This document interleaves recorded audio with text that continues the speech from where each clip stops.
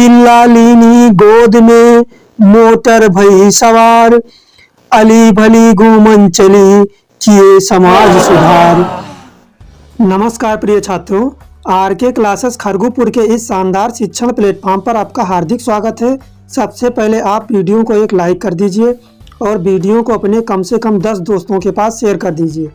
यदि आप हमारे चैनल पर पहली बार विजिट कर रहे हैं तो चैनल को सब्सक्राइब कर दीजिए, क्योंकि हम आपके लिए इतना मेहनत करते हैं तो एक लाइक, शेयर और सब्सक्राइब तो बनता है। इसके बाद हम बिना समय गंवाए वीडियो की शुरुआत करते हैं। आज की वीडियो बहुत ही इन्फॉर्मेटिव होने वाली है। आज के वीडियो में हम लोग यूपी बोर्ड की कक्षा 12 के लिए हिंदी व्याकरण में काव्य सौंदर्य के तत्व के अंतर्गत रस को पढ़ेंगे, जो यूपी बोर्ड परीक्षा 2024 की दृष्टि से बहुत ही महत्वपूर्ण है और हर साल पूछा जाता है। तो आज के वीडियो में हम लोग इन्हीं सब विषयों पर चर्चा करेंगे। तो सबसे पहले हम जान लेंगे कि यूपी बोर्ड परीक्षा में यानी कक्षा 12 में कितने प्रकार के रस पूछे जाते हैं। तो इसमें 5 प्रकार के रस पूछे जाते हैं: श्रृंगार रस, करुण रस, हास रस, वीर रस और शांत रस। तो हम लोग रस पर आते हैं। सबसे पहले यहाँ हम देखेंगे, सबसे पहले हम पढ़ेंगे श्रृंगार रस को। तो हम हेडिंग दिए हैं श्रृंगार रस। इसकी परिभाषा इस प्रकार से हो जाती है: जब रति नामक स्थायी भाव, विभाव, अनुभाव और संचारी भावों के संयोग से रस के रूप में परिणित होता है तो उसे श्रृंगार रस कहते हैं। तो ये हमारी परिभाषा हो जाती है। इसके बाद हम इसका उदाहरण देखेंगे। इसके उदाहरण में है: मेरे तो गिरधर गोपाल, दूसरा ना कोई, जाके सिर मोर मुकुट, मेरो पति सोई। ये हमारा श्रृंगार रस का उदाहरण हो जाता है। इसके बाद इसमें श्रृंगार रस के भेद भी पढ़ने हैं हमें। तो हम पढ़ेंगे श्रृंगार रस के भेद। श्रृंगार रस में सुखद और दुखद दोनों प्रकार की अनुभूतियां होती हैं। इसी प्रकार श्रृंगार रस 2 प्रकार के होते हैं, यानी श्रृंगार रस के 2 भेद होते हैं। पहला भेद होता है संयोग श्रृंगार और दूसरा होता है वियोग श्रृंगार। तो हम लोग सबसे पहले देखेंगे संयोग श्रृंगार को। तो इसकी परिभाषा इस प्रकार से हो जाएगी: जहाँ प्रेमी प्रेमिका की संयोग दशा में प्रेम का चित्रण, मधुर वार्तालाप, दर्शन, स्पर्श आदि का वर्णन हो, उसे संयोग श्रृंगार कहते हैं। यानी हम इस प्रकार से कह सकते हैं, जहाँ प्रेमी और प्रेमिका के मिलन का संयोग होता है वहाँ संयोग श्रृंगार होता है। इसके बाद हम इसका उदाहरण देखेंगे। इसके उदाहरण में है: कौन हो तुम वसंत के दूत, बिरस पतझड़ में अति सुकुमार, घन तिमिर में चपला की रेख, तपन में शीतल मंद बयार। ये हमारा श्रृंगार रस का उदाहरण हो जाता है। इसके बाद हम इसका स्पष्टीकरण देखेंगे। इसके स्पष्टीकरण में हम देखेंगे, इसमें जो अस्थाई भाव होता है वो रति होता है। इसका अस्थाई भाव रति होता है, यानी श्रृंगार रस का अस्थाई भाव रति होता है। इसके बाद इसका आलंबन विभाव लिखना होता है। तो इसके आलंबन विभाव में हम लिखेंगे श्रद्धा और मनु। इसका आलंबन विभाव हो जाता है। श्रद्धा इसमें विषय है और मनु इसमें आश्रय है। इसके बाद हम थोड़ा और आगे बढ़ेंगे तो हम लिखेंगे उद्दीपन विभाव। उद्दीपन विभाव की हेडिंग देंगे और इसमें लिखेंगे एकांत प्रदेश, श्रद्धा की कमनीयता, कोकिल कंठ, रम्य परिधान। ये हमारा उद्दीपन विभाव हो जाता है। उद्दीपन विभाव के बाद हम लोग संचारी भाव लिखेंगे। संचारी भाव की हेडिंग देंगे और हम लिखेंगे हर्ष, चपलता, आशा, उत्सुकता आदि। इन सबसे पुष्ट होकर रति स्थायी भाव संयोग श्रृंगार को प्राप्त होता है। इसके बाद हम संयोग श्रृंगार के कुछ अन्य उदाहरण भी देखेंगे। इसका पहला उदाहरण है: बतरस लालच लाल की, मुरली धरी लुकाए, सौ करे भौहन हंसे, दैन कहे नहीं जाए। ये हमारा एक उदाहरण हो जाता है। इसके बाद हम इसका दूसरा उदाहरण देखेंगे: थके नयन रघुपति छवि देखें, पलिकनि हूँ परिहारी निवें, अधिक सने दे भई बोरी, शरद शिशि जनु चितो चकोरी। ये हमारा संयोग श्रृंगार का उदाहरण हो जाता है।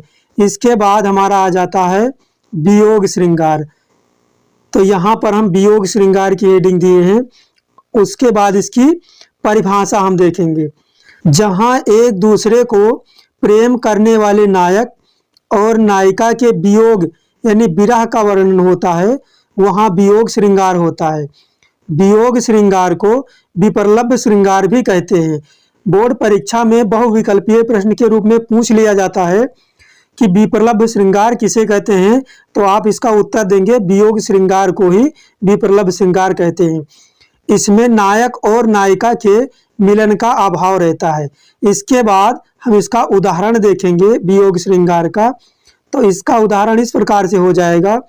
मेरे प्यारे नवजलद से कंज से नेत्र वाले, जाके आए ना मधुबन से और ना भेजा संदेशा। मैं रो रो के प्रिय विरह से बावली हो रही हूँ, जाके मेरी सब दुख कथा श्याम को तू सुना दे। ये हमारा इसका उदाहरण हो जाता है। इसके बाद हम इसका स्पष्टीकरण देखेंगे।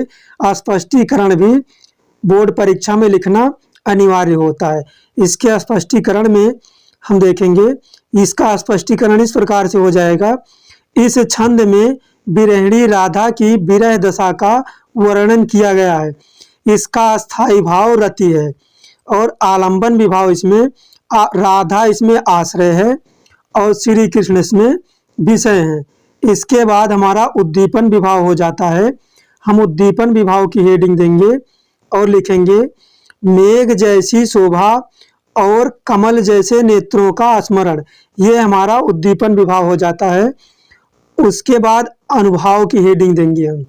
अनुभाव में लिखेंगे श्री कृष्ण के विरह में रुदन, स्मृति, आवेग, उन्माद आदि संचारियों से पुष्ट श्री कृष्ण के मिलन के अभाव में वियोग श्रृंगार रस का परिपाक हुआ है।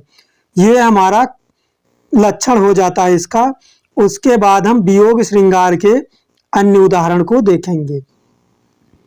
इसके अन्य उदाहरण इस प्रकार हैं। निशिदिन बरसत नयन हमारे, सदा रहती पावक ऋतु हम पे, जब ते श्याम सिधारे। ये हमारा एक उदाहरण हो जाता है। उसके बाद दूसरा उदाहरण है हमारा, हे खग मृग हे मधुकर श्रेणी, तुम देखी सीता मृग नैनी। ये हमारा दूसरा उदाहरण हो जाता है। उसके बाद मेरे प्यारे नवजलद से कंज से नेत्र वाले, जाके आए न मधुबन से और ना भेजा संदेशा। ये हमारा तीसरा उदाहरण है। इसमें आगे और है, मैं रो रो के प्रिय विरह से बावली हो रही हूँ, जाके मेरी सब दुख कथा श्याम को तू सुना दे। इस प्रकार से हमारा तीसरा उदाहरण पूरा होता है। इसके बाद हम आगे बढ़ेंगे। तो ये हमारा दूसरा नंबर आ जाता है करुण रस का। हम करुण रस की हेडिंग देंगे और लिखेंगे करुण रस का स्थायी भाव शोक होता है। जब शोक नामक स्थायी भाव विभाव, अनुभाव और संचारी भावों से संयोग करता है तो वहाँ करुण रस की निष्पत्ति होती है। इसके बाद इसका स्थायी भाव लिखना होता है। तो स्थायी भाव की हेडिंग देंगे हम और इसका स्थायी भाव शोक होता है। करुण रस का स्थायी भाव शोक होता है। इसके बाद हम लिखेंगे आलंबन विभाव। आलंबन विभाव इसका हो जाएगा विनष्ट, ऐश्वर्य आदि, इसका आलंबन हो जाता है। और आश्रय लिखेंगे इसमें हम, तो आश्रय इसमें नायक या नायिका हो जाती है। इसके बाद हमारा उद्दीपन विभाव आ जाता है। तो उद्दीपन विभाव में सौदा, कर्म आदि, ये हमारा उद्दीपन विभाव के अंतर्गत आता है। उसके बाद आ जाता है संचारी भाव।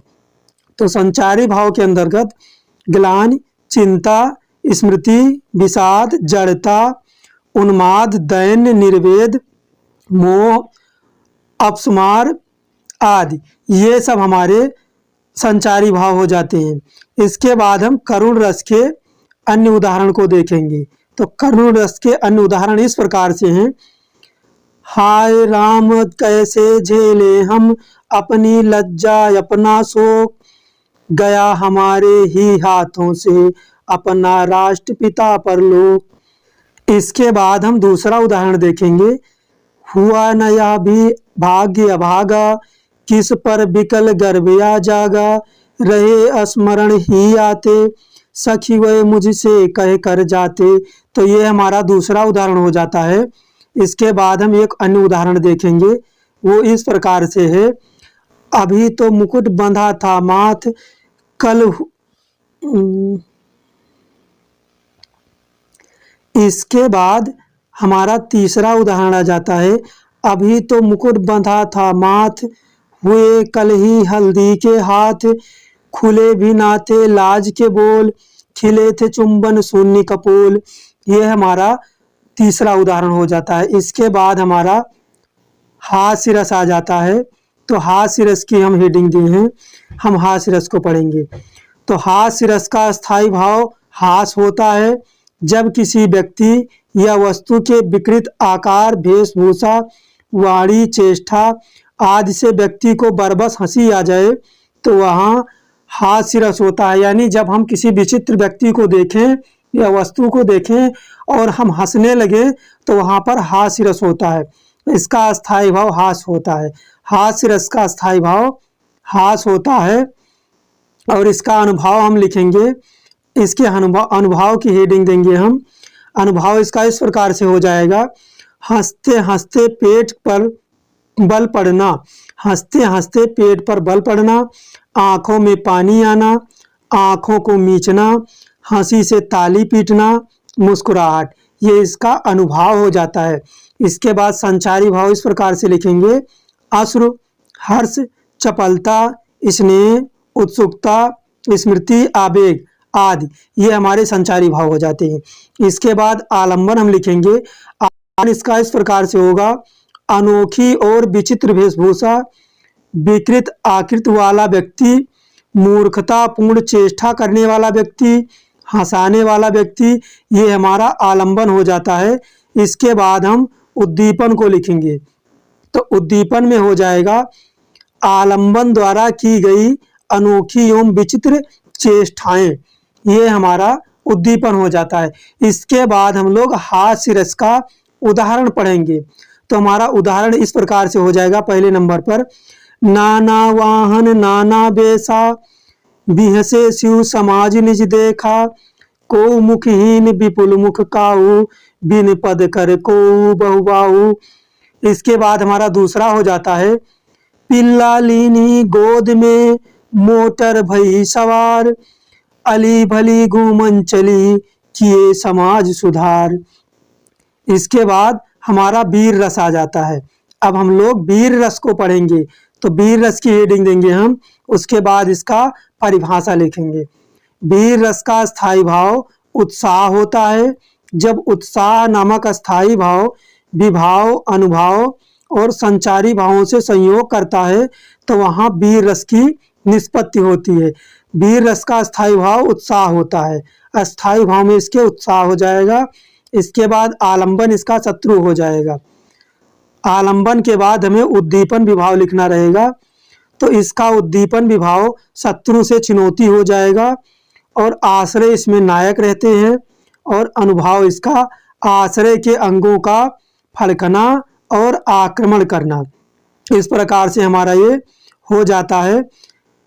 अब हम इसका संचारी भाव लिखेंगे। तो हम संचारी भाव की हेडिंग देंगे। उसके बाद लिखेंगे स्मृति, धृति, अमर्ष, हर्ष, गर्व आदि। ये हमारा संचारी भाव हो जाता है। अब हम वीर रस के अन्य उदाहरण भी देखेंगे। वीर रस के अन्य उदाहरण इस प्रकार से हैं। बुंदेले हर बोलों के मुख हमने सुनी कहानी थी, खूब लड़ी मर्दानी वा तो झांसी वाली रानी थी। इस प्रकार से हमारा एक उदाहरण हो जाता है। और दूसरा उदाहरण है, मैं सत्य कहता हूँ सखे सुकुमार मत जानो मुझे, यमराज से भी युद्ध को प्रस्तुत सदा मानो मुझे। ये हमारा वीर रस का अन्य उदाहरण हो जाता है। इसके बाद लास्ट में हमारा आ जाता है शांत रस। शांत रस शांत होता है, जैसे इसका नाम है। जब निर्वेद नामक अस्थायी भाव विभाव, अनुभाव और संचारी भावों से संयोग से रस की दशा को प्राप्त करता है तो वहाँ शांत रस होता है। शांत रस का स्थायी भाव निर्वेद होता है और आलंबन इसका सृष्टि की निस्सारता होती है। इसके बाद हम लोग उद्दीपन को देखेंगे। तो उद्दीपन हमारा इस प्रकार से हो जाएगा। उद्दीपन की हेडिंग में लिखेंगे हम वेदांत, धर्मोपदेश, धार्मिक वातावरण, शमशान और आश्रय इसमें हो जाएंगे संसार से विरक्त पुरुष। अनुभाव इसका हो जाएगा रोमांस, पुलक, तल्लीनता, धैर्य, स्मृति। और संचारी भाव इसमें हो जाएगा धृति, मति, हर्ष, स्मरण, वियोग आदि। इसके बाद शांत रस के हम लोग अन्य उदाहरण को देखेंगे। तो शांत रस के अन्य उदाहरण इस प्रकार से हैं। गुरु गोविंद तो एक है दूजा या आकार, आपा मटी जीवति मरे तो पावे करतार। इसके बाद दूसरा उदाहरण है समता लय शीतल भया, मिटी मोह की ताप, निस्वासर सुख निध लैया, अंतर प्रकटया आप। इसके बाद हमारा तीसरा उदाहरण हो जाता है मन रे तन कागद का पुतला, लागय बूंद बिनस जाय छिन में, गर्भ करे क्या इतना। तो इस प्रकार से हमारा ये उदाहरण हो जाता है। तो बोर्ड परीक्षा 2024 में ये टॉपिक बहुत ही महत्वपूर्ण है। और यूपी बोर्ड की कक्षा 12 में जो हमें रस टॉपिक पूछा जाता है, ये 5 रस हमने आपको बताया है, आपको ढंग से पढ़ के बताया है। तो आप लोगों को इनमें से एक पूछा जाएगा, 5 में से एक रस पूछा जाएगा जो कि 2 नंबर के लिए रहेगा। और ये बहुत ही सरल भाषा में है, तो आप लोग इसको तैयार कर लीजिए, आपको 2 अंक प्राप्त हो जाएंगे।